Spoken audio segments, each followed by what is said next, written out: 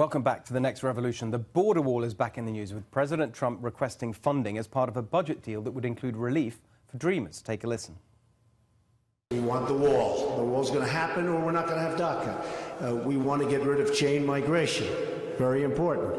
And we want to get rid of the lottery system. We want DACA to happen. We all, everybody, I think I can speak for everybody. We all want DACA to happen. But we also want great security for our country. So will the president get his wall built? But could he alienate his base by pushing for dreamers? Tim, I want to start with the Democrat position here, because it seems to me that they've been really aggressive in saying there's no way you're going to get the money for the wall.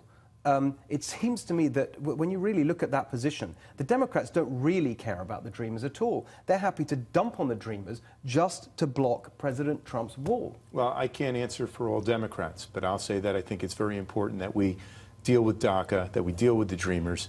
We're talking about more than 800,000 people in this country. I don't want to sort of interrupt. Well, I just did. But the reason is because I think that there really is consensus around that. Yeah. The issue is, how do you do it? And the thing I just don't understand is why the Democrats don't just say, fine, we'll do the dreamers and get the wall. Why are they so adamant about blocking the wall? What's wrong with it? Well, I can only speculate why that might be. And again, I'm sorry, I don't mean to be dodging it, but I do think it's very important that we get DACA, that we legalize the dreamers. But beyond that, we have to have a conversation in this country what it means to be an American and how to integrate new people into this country, how to integrate immigrants into this country. And I think that's not been part of this conversation. When you look back a generation, my father was a dreamer. He came here as a 2-year-old on a boat. And he served in World War II. He was a beneficiary of the GI Bill. You know, national service and the kind of benefits that came with it, tied to national service through the GI Bill, I think it helped integrate an awful lot of I agree with immigrants. I do agree with that, Tim. You know, and I've always said, every time we talk about immigration, I'm an immigrant to this country. My family were immigrants from Hungary to the UK. I'm pro-immigration. But, Henry, you know, surely it's reasonable to say, yeah, we do need to do the integration. That's an important part. Right. But also controlling immigration is important, particularly on the economic agenda of helping American workers. Look, what's been happening for the last 30 or 40 years is that people low-skilled throughout the developed world are hit by a double whammy of competition. They compete with foreigners abroad because of foreign trade, and they compete with foreigners in their backyards because of migration. If you care about the workers who are less skilled in the developed world, you have to deal with both simultaneously. Yes. And that means putting limits on migration, reasonable limits like Australia has, New Zealand has, and Canada has, and that your home country is trying to fight with Brexit. If you don't deal with that, you're going to keep driving down wages and job opportunities for less skilled people who were born in this country and are wondering why their fellow citizens don't care about them anymore. Very well put, I may say. I can have my opinion, and I agree with you. Sorry.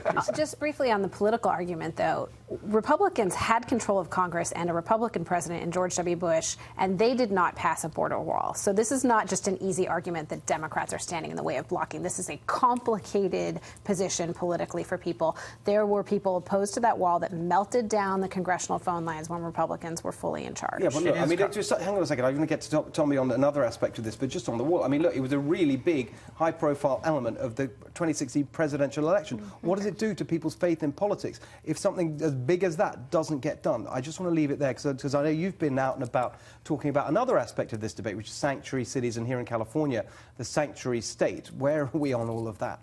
Well, first of all, both of those elements are emotional blackmail by the left. As you mentioned, they don't really care about the dreamers. They don't really care about legal immigrants. They don't really care about Americans. They care about the emotional blackmail and the feel-good it comes with saying we support illegal immigration, we support illegal immigrants, we support the American dream. I support the American dream, too, but I also support border integrity, and I support safety and security for Americans and legal immigrants that respected our country enough to come here the right way.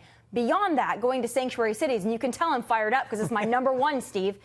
I spent the last 3 days in Venice Beach as well as West Hollywood, California, arguably two of the most liberal places in this state. And I will tell you this, the individuals I spoke to, in speaking with them, a lot of them were for a sanctuary city or a sanctuary state until I explained what it was. And then all of a sudden their tunes changed. And then they thought, you're right.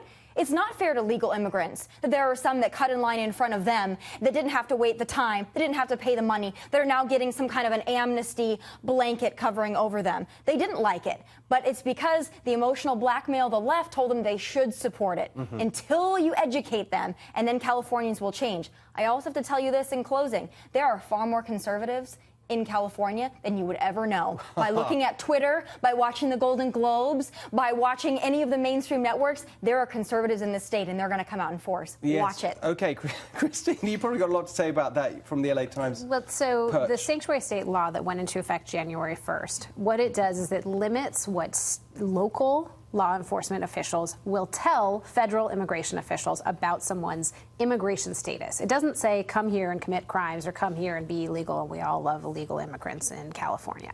What it specifically says is that if you have not committed one of these 800 crimes on this list, we're not going to report you to ICE. And if ICE is asking questions about you, we won't necessarily put information out there about it. This was a big fight in the legislature. Governor Jerry Brown signed it, the legislature passed it, and Californians support it. We did a poll just a couple of months ago, the LA Times sponsors with USC, where 53% of people were in support of the sanctuary state legislation, 31% of those in strong support. So that's when people were explained to them what it actually does. Yeah. Now, this is not an easy issue, but as Tim pointed out, state rights are a very big question this week, right? We're looking at marijuana legalization in California, which the federal government is coming in on this. We're talking about the California government trying to stick it to the president by being a resistant state, and that is what their goals are. And then the federal government saying, hey, actually, we're not going to allow you to do that. So it's really, and then throw in drilling. It has been like a very intense week for California lawmakers. But I think that in the end, you know, what's you know, as an immigrant, may I say, what is wonderful about this country is that there is a constitution where this is written down. There's something called the Supremacy Clause, which means that in the end, the federal government decides a lot of these things. And I think particularly on marijuana, we're not going to get into all of that. But, you know, the fact is this has been ducked by Congress. And so you've got this, you know, they can all scream about it as much as they like, but I don't think they're going to have the nerve to actually go there and do the federal legalization. Anyway.